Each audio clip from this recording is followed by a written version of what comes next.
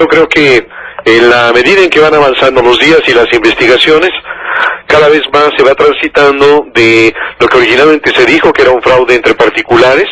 hacia un tema de muy serias connotaciones políticas. Han empezado a aparecer indicios, por ejemplo, que tocan a importantes figuras políticas. Pienso en Mario Alberto Ávila Lizárraga, ex candidato del Partido Acción Nacional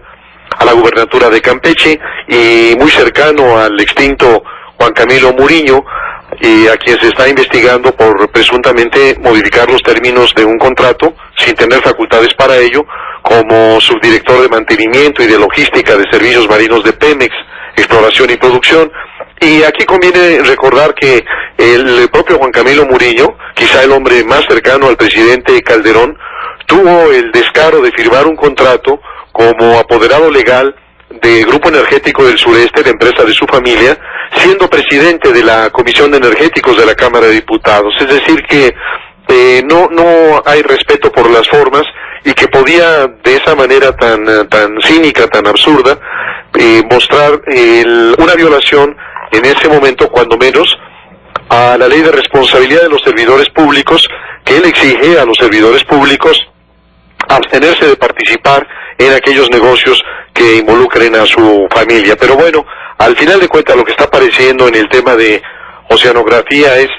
la verdad, la repetición de esos viejos usos del poder, el aprovechamiento de los cargos públicos para el enriquecimiento de funcionarios y de sus socios. Y también este tema nos vuelve a remachar la persistencia de lagunas, de fallas sistémicas en la administración pública, que permite esta enorme corrupción empresarial que permanezca impune, que permite el tráfico de influencias, que permite la discrecionalidad en el manejo de los contratos entre empresas públicas y privadas. Y vale la pena mencionar que esta empresa, Oceanografía, fue fundada en 1968 bajo una razón social distinta. Se llamaba entonces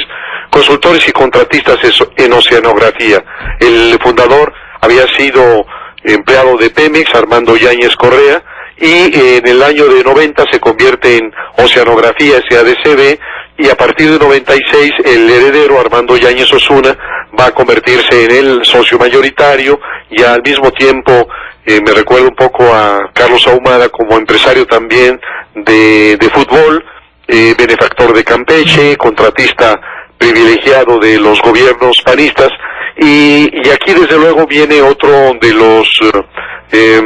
indicios respecto al tráfico de influencias. Cuando en la Cámara de Diputados se realizó una investigación sobre la familia Briviesca Sagún, apareció precisamente el nombre de la mamá de los muchachos Briviesca, de Marta Sagún, quien habría sido la encargada de contactar a Yáñez para pedirle en primer lugar apoyo para la campaña presidencial. Y bueno, ya sabemos que a partir de el triunfo de Vicente Fox llegó la bonanza para esta empresa. Vale la pena recordar que en el año 2000 era una empresa que tenía adeudos con el SAT, y que a partir de la llegada de Fox y sobre todo después con Calderón se convirtió en una empresa con unos contratos extraordinarios. Es decir que pasó de deber al SAT 21 millones en el año 2000 a informar ya en el año 2000 al inicio que tenía un capital de 1.5 millones de pesos, y en unos cuantos meses, al concluir ese año, ya estaba registrando un capital ante la autoridad hacendaria de 126 millones.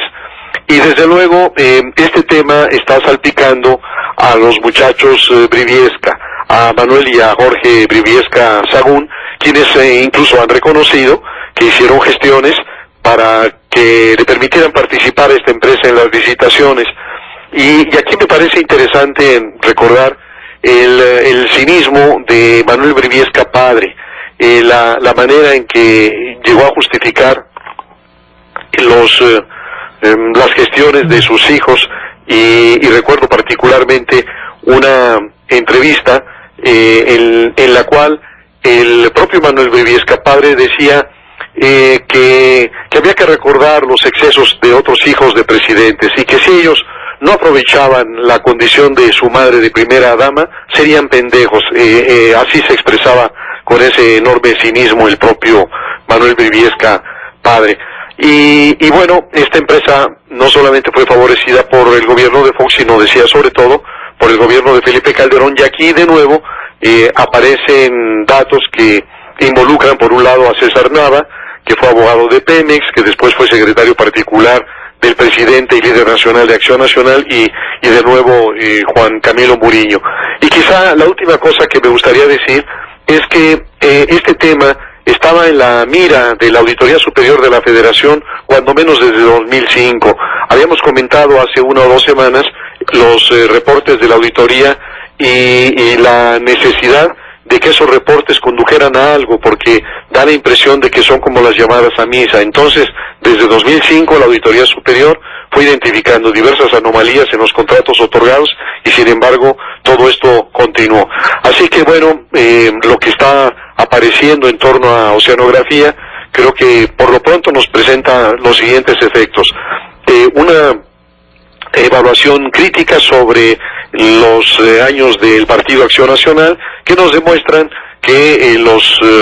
que don Adolfo Ruiz Cortines llamó los místicos del voto, una vez en el poder, mostraron las mismas formas que habían caracterizado al PRI a lo largo de 70 años. Es decir, que al final de cuentas todos los mexicanos y todos los seres humanos estamos hechos de la misma pasta, y que una vez en el poder, ante la carencia de instituciones, de rendición de cuentas efectivas y de responsabilidad, se aprovechan una vez que están en el poder. Lo segundo es que muy probablemente este tema también tenga alguna incidencia sobre la disputa que está en curso por el Partido Acción Nacional, y sobre todo tomando en cuenta que uno de los contendientes, el senador Ernesto Cordero, está muy ligado a Felipe Calderón, y es probable que todo esto también tenga un impacto sobre este proceso electoral. Una tercera cosa es el impacto que debiera tener sobre el manejo del contratismo en Pemex y en otras empresas. Es decir, lo que seguimos viendo es esta absoluta discrecionalidad y esta facilidad con la que los funcionarios benefician a determinadas empresas y se enriquecen ellos mismos. Y naturalmente que esto, a la luz de lo que viene, de las leyes secundarias en materia energética, pues nos prende un enorme foco rojo en el sentido de qué vamos a hacer y cómo vamos a resolver